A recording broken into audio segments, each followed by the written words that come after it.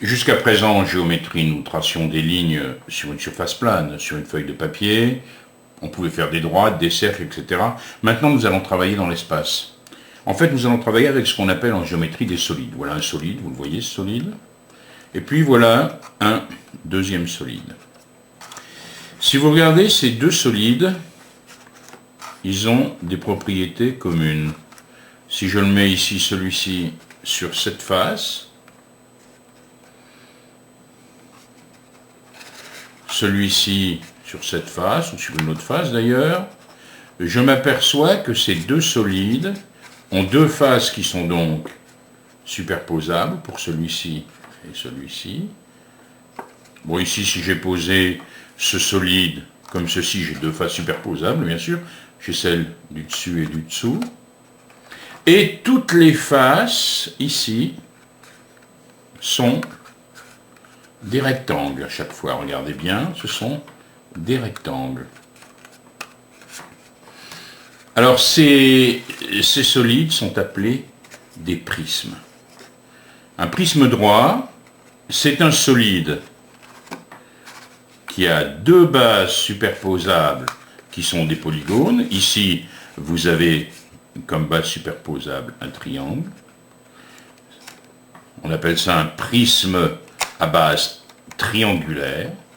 Et ici, vous avez comme face superposable deux rectangles. Et vous avez là aussi des faces latérales qui vont être des rectangles. Donc pour avoir un prisme droit, il s'agit d'avoir deux faces superposables et toutes les autres faces des rectangles. Mais existe-t-il des prismes qui ne soient pas droits? Alors je vais juste vous en montrer un très rapidement. Ce solide qui est posé sur une table ici, vous voyez bien qu'il a deux faces superposables ici, mais les faces latérales ne sont pas des rectangles.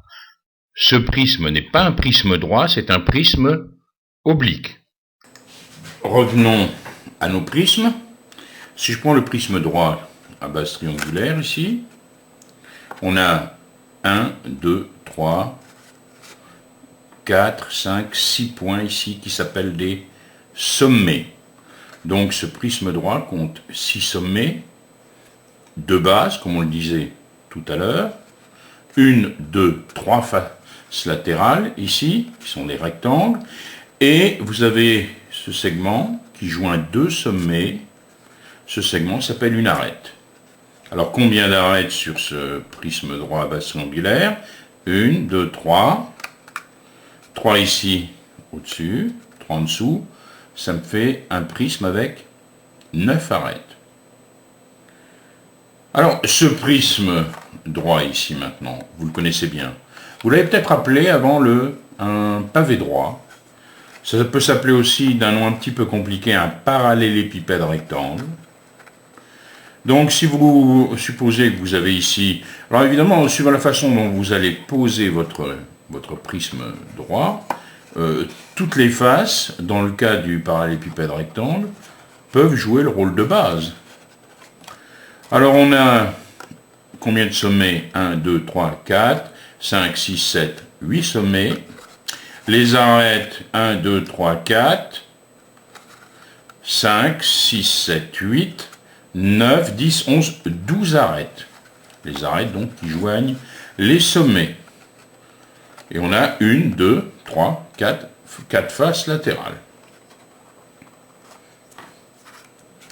La surface, dans le cas des prismes droits, toute la surface qui est constituée des faces latérales, on peut l'appeler la surface latérale. Ici, par exemple, en ayant mon pavé droit posé ainsi, la surface latérale, ce serait toute la surface composée des 4 rectangles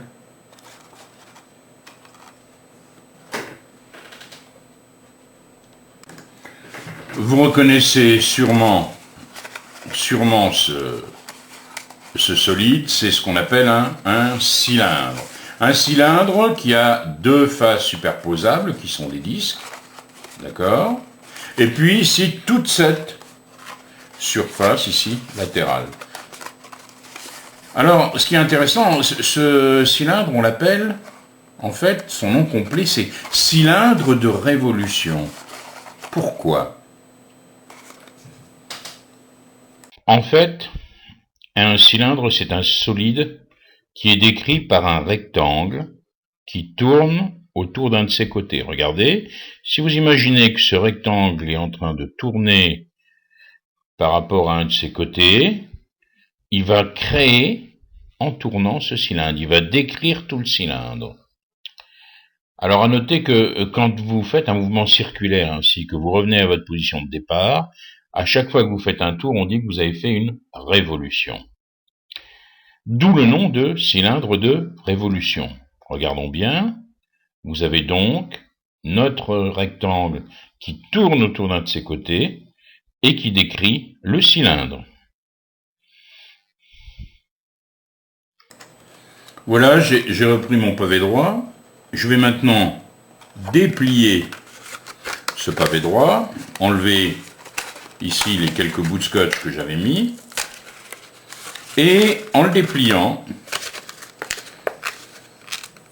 j'obtiens, comme vous pouvez le voir, ici, cette forme, vous la voyez, j'obtiens ce qu'on appelle un patron. Ce que nous avons là, c'est le patron du pavé droit. D'accord? Vous pouvez très bien vous imaginer dans votre tête, alors je vais essayer de faire en sorte qu'on le voit mieux, voilà. Vous voyez très bien qu'en le repliant, vous allez obtenir ici les 4 faces latérales, en supposant qu'ici vous mettrez votre pavé droit debout ici, sur ces 2 bases. D'accord? Donc ici, 4 rectangles. Ici également des rectangles dans le cas du pavé droit. Quand vous repliez, vous allez bien sûr reconstituer le pavé droit.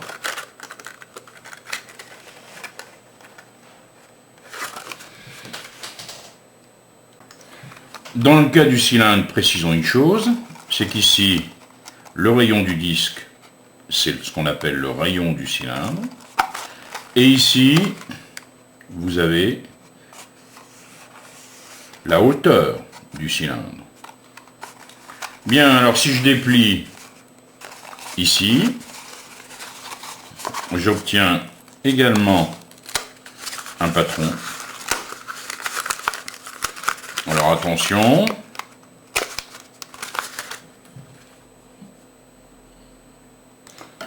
et j'obtiens alors le patron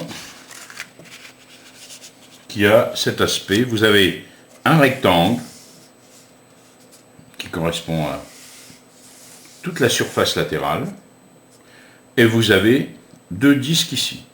Bon, les disques sur le patron, vous pouvez les placer n'importe où parce que vous, ce que vous allez faire, vous allez enrouler le rectangle autour des disques. Et en fait, la position des disques, elle peut être ici, n'importe où sur ce segment. À noter, si vous réfléchissez bien, comme vous allez entourer ici ce disque, qu'est-ce qu'on peut dire de la longueur de ce cercle ici par rapport à la longueur ici du rectangle? Ben, il faudra qu'elle soit la même. Hein. La longueur ici de ce segment doit être égale au périmètre ici de ce cercle.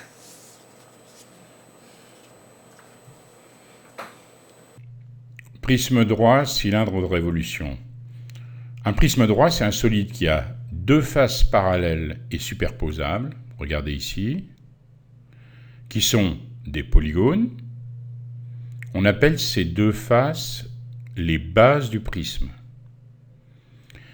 Et des faces latérales, latérales ça veut dire des faces de côté, qui sont des rectangles.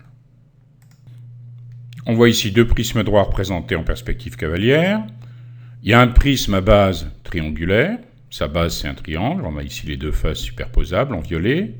Les faces latérales sont des rectangles. On a ici la hauteur du prisme. De la même façon ici, on a un prisme droit dont la base est un pentagone, c'est-à-dire un polygone à 5 côtés. Les faces sont bien des rectangles. On a ici, bien sûr, les sommets, et puis les faces latérales, qui sont des rectangles. Vous vous souvenez de ce que c'était que le patron d'un pavé droit? C'était une figure qui se trouvait sur une feuille de papier, puis par découpage et par pliage, on arrivait à recréer le pavé droit. Ici, notre prisme droit, on le déplie, et on obtient bien sûr un patron. Le patron ici de ce prisme droit qui est à base triangulaire, il est composé de 2 triangles, les bases, et puis de 3 faces latérales, bien sûr, qui sont des rectangles. Quand vous repliez, évidemment, il va falloir que les côtés du triangle coïncident ici avec les côtés des rectangles. Donc si vous prenez ici les 3 largeurs des rectangles, leur longueur correspond bien sûr au périmètre du triangle, au périmètre de la base. Le cylindre de révolution, c'est un solide qui est délimité par 2 disques qui sont parallèles et superposables. Ce sont les bases du cylindre. Et une surface courbe, qu'on peut appeler face latérale. C'est comme si on avait un rectangle entouré autour des bases, entouré autour des 2 disques. Pourquoi dit-on cylindre de révolution? D'abord, ce qu'on appelle une révolution dans le domaine de la physique, c'est ici ce mouvement de rotation, par exemple, d'un satellite autour de la Terre. Le satellite, il est en révolution autour de la Terre. Sa trajectoire va être un cercle qui a pour centre celui de la Terre. Imaginez que vous preniez un rectangle de carton. Vous mettez ici un élastique et vous faites tourner très très rapidement ce rectangle de carton. Eh bien, qu'est-ce que vous êtes en train de créer? Vous avez ici, surtout si ça tourne assez vite, vous avez le sentiment que vous avez devant vous un cylindre. Donc en fait, un cylindre de révolution, c'est le solide qui est décrit par un rectangle qui tourne autour d'un de ses côtés. Et les bases, bien sûr, du cylindre sont alors les 2 disques parallèles et de même rayon obtenus. Voilà pourquoi on dit cylindre de révolution. Quand vous dessinez un cylindre de révolution en perspective cavalière, il n'est pas question de faire des arêtes de fuite, il n'y a pas d'arête. Donc vous jouez en fait sur les disques, c'est-à-dire pour donner le sentiment qu'on a bien ici un solide, à la place de faire un cercle comme base, on fait une ellipse. Ça se fait souvent à main levée. Bon, alors attention, la partie ici en bas du cercle qu'on ne voit pas, on la met bien sûr en pointillé.